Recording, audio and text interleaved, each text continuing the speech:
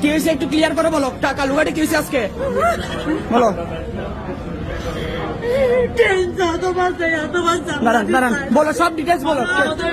দাঁড়ান দাঁড়ান। আমাদের সিএনজিটা শেষ মুহূর্তে ছিল, আমাদের সামনে একটা টেম্পো ছিল, হ্যাঁ ওই টেম্পোটা ট্রেন বারবার ফোন দিচ্ছিল, লাইনম্যান ব্রিজের উপর দৌড়াচ্ছে। আমাদের সামনে টেম্পোটা ক্রস করে চলে গেছে, হ্যাঁ কিন্তু আমাদের সিএনজি ক্রস করতে পারে না, আমাদের সিএনজিকে মেরে দিচ্ছে। এটা কি কারণ হয়েছে, কাদের গাফিলতি?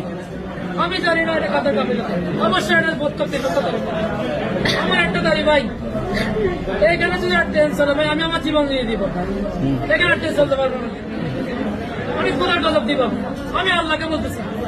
এখানে আমার ছোট বাচ্চা, আমার 2 বছরের বাচ্চা কি দোষ করছিল, কি দোষ করছিল, ওর কি দোষ, ওর কি দোষ? আমি এটা গুণা করছি, আমার 30 বছর বয়স হয়েছে, আমার মেয়ে ও কি করছে?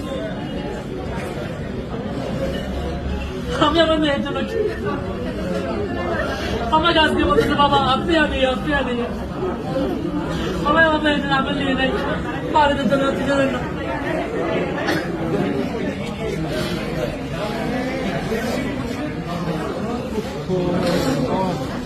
আর গাড়ি পানি আগে তাহলে পানি